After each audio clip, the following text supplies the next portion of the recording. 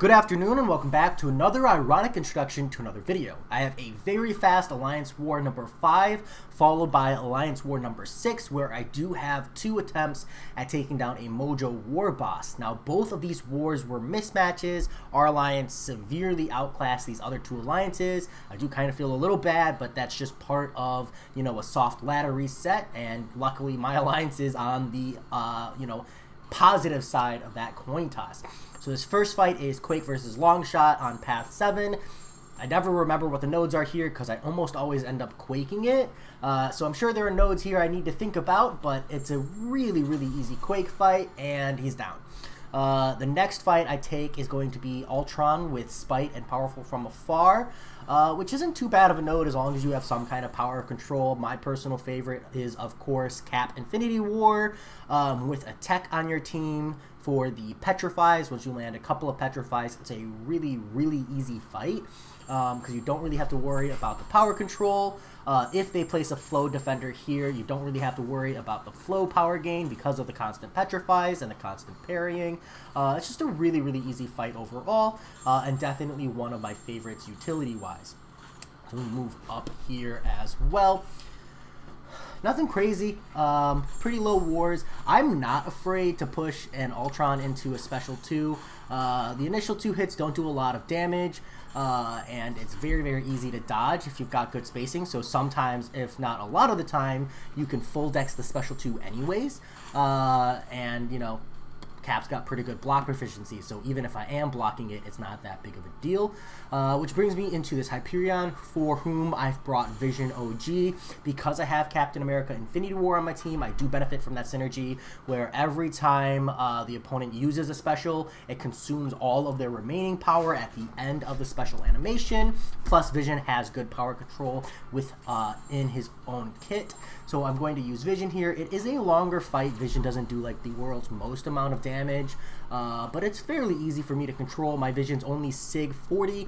I'm of the personal opinion that you don't really need him a lot higher Sig, just because like if you have to throw a special one to maintain power control, that's a factor. I think really you only need him a higher Sig if you're trying to use him for like an all or nothing node or something like that, in which scenario you really do need that extra power control. But because this Hyperion can throw specials, and because I'm able to bait them, if I absolutely need to, I feel like Sig 40 is plenty. I'm gonna go ahead and push through and annihilate this Hyperion, no problem. I am gonna throw a special 1 here to power control, like I said. He's gonna follow up with an immediate special, and I go ahead and punish his special 1 laser beam. Easy fight. We move into this next fight here, and I was gonna get some boss action. Like I said, it was a really easy war, so I move into this next war here with Quake versus Annihilus. I do check the nodes this time, and it turns out it's Power Bond Matador. I should probably learn that at some point, but I will be quaking it again. Not a hard node either way, as long as you're not like super reliant on power controlling these champions or super reliant on specials. Quake is really good here because there's no like anti-Quake mechanics. Just kind of poor play on my part there. I did take a couple hits to the face, but that's okay. Pretty early on in the path, no crazy attack damage values, and it's really just like a 2 Quake and Shake combo here at these kind of lower tiered wars.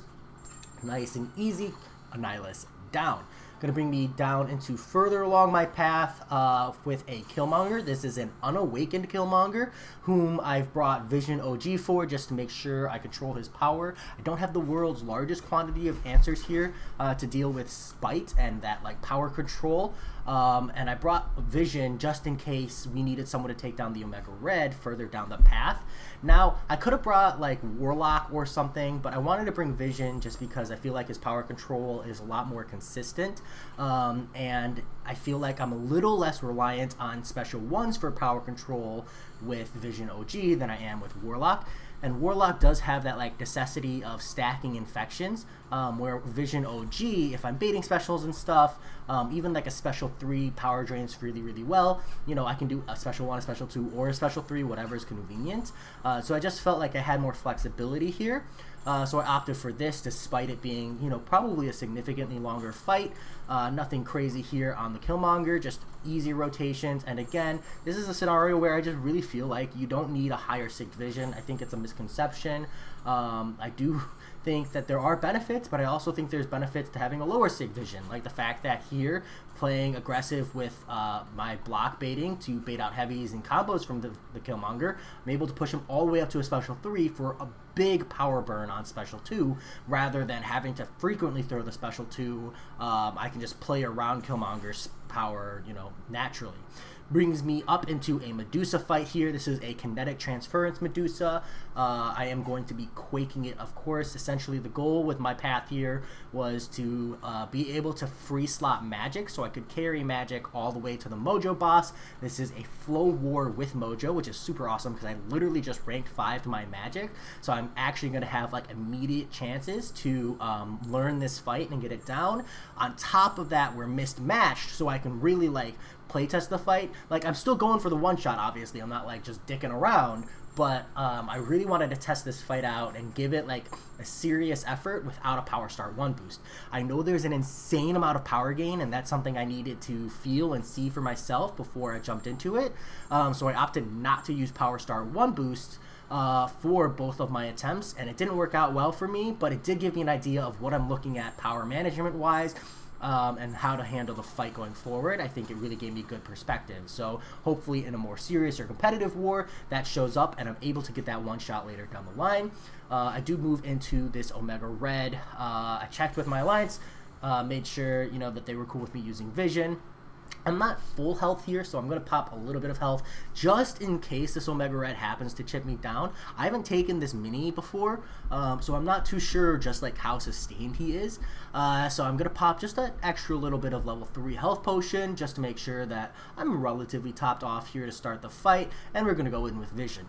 Any Warlock just makes Omega Red incredibly easy. Like, Omega Red's not a hard fight to begin with, but being a robot, I think I said Warlock, not robot the first time around, my mistake, means you just kind of ignore everything. And a lot of times you don't really want to push Omega Red into a special 2, because even like one spore with the special 2 aura will start chip damaging you, but it's just so little damage at like 1 to 4 spores that I'm just not threatened by it. And then there you go, special 2 field is already inactive and Omega Red's pretty much down. So yeah, I was pretty comfortable with what I managed. I did fail a dodge back there, and I took a combo to the face, so I am going to drop my special 2 to power drain here so I don't accidentally push him into a special 3, just make sure I'm safe.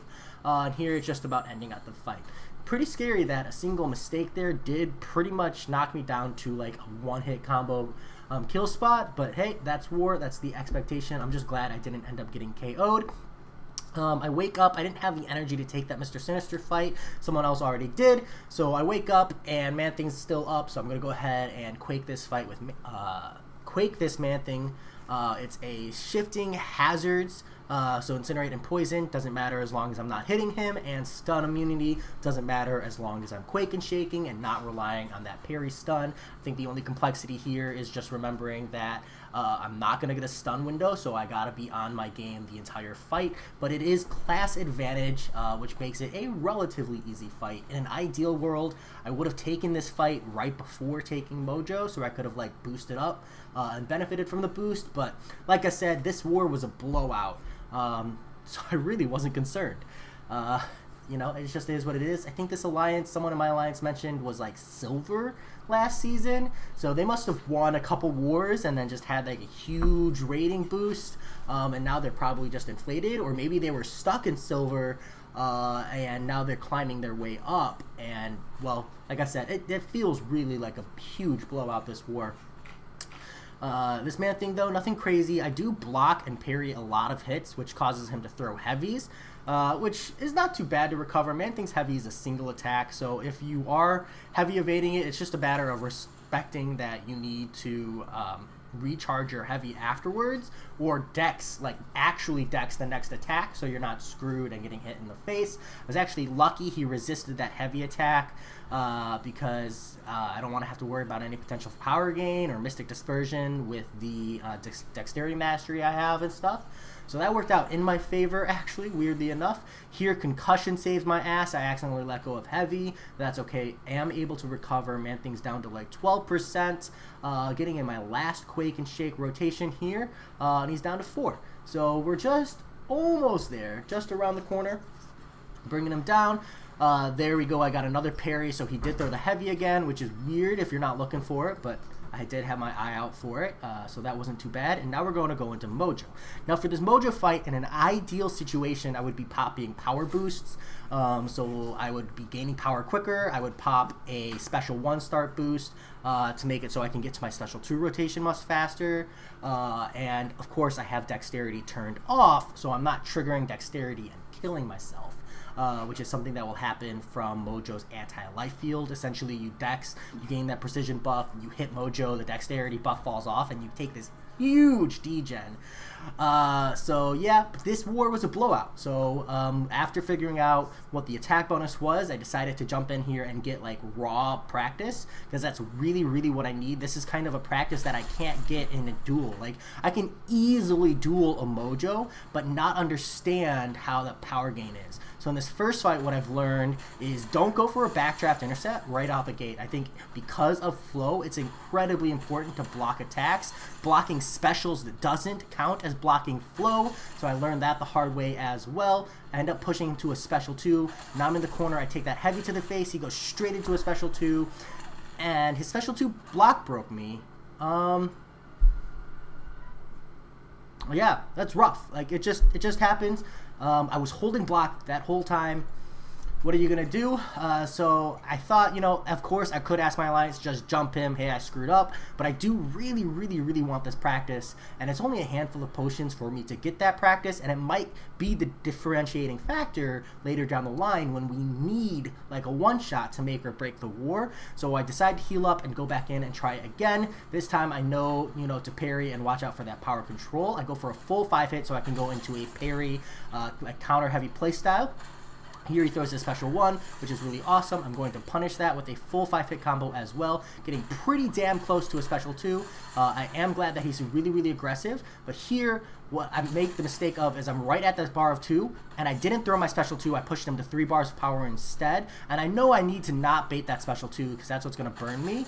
And here I needed to throw my special 2, or I needed to throw my special 2 earlier the last time. I'm not quite proficient with magic, unfortunately, so I screwed that up. Definitely a lot of things I learned in that fight. One, I think the power start 1 boost is going to make a huge difference in learning how to manage Mojo's power. I think 2, I need to learn like the power gain rotation on magic for how fast you gain up to that second bar of power, like how many hits you need to do. I need to master that so I can reliably throw my special 2 as fast as possible. And then 3, I need to get to a special 2 and I need to throw it before Mojo hits 3 bars of power, because it's the special 2 that is killing me. The special 1 is very easy to manage, but the special 2 absolutely wrecks me. So that's what I've learned. Hopefully next war, or the next time I come up against Mojo, you know, those lessons are enough to help me get a one-shot. But yeah, those are my next 2 wars. Let me know what you all think, and as always, I'll talk to you all later. Peace.